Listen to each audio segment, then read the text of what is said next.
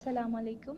میں زرمینہ بات کر رہی ہوں گلگت سے۔ میرا سوال تھا کہ پہاڑی علاقوں میں اذان کی جو آواز ہے وہ ہر جگہ پر نہیں پہنچتی، تو روزہ کھولنے کے لیے کون سا طریقہ اپنایا جائے؟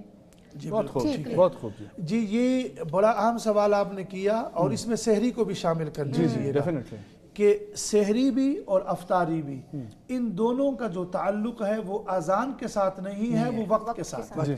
جیسے سحری میں تندور والے لے لیں، میں نے ایک نام لیا، وہ مجھے معاف فرمائے، میں ایک مثال دے رہا ہوں، وہ لوگوں کو روٹیاں دے رہے ہوتے ہیں، آخر میں جب اذان شروع ہو جاتی ہے تو پھر وہ لسی کا گھونٹ پینا شروع کر لیتے ہیں۔ نہیں، مطلب یہ ہے،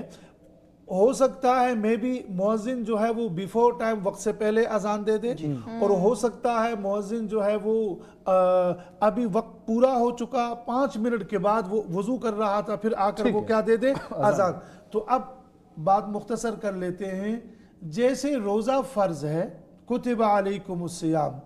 یا جیسے نماز فرض ہے، ایسے ہی اوقات نماز کا جاننا بھی فرض ہے، اوقات سیام کا جاننا بھی فرض ہے۔ مجھے اور آپ کو کم از کم یہ احساس ہونا چاہیے کہ آج جو سحری کا آخری وقت ہے وہ کیا ہے، اور آج افطاری کا جو آخری وقت ہے وہ کیا ہے۔ بس وقت کا آپ کو علم ہے، بے شک آپ کی مسجد میں اذان ہوئی ہے یا کہ نہیں، لیکن وقت کا اختتام ہوا، آپ افطاری کریں۔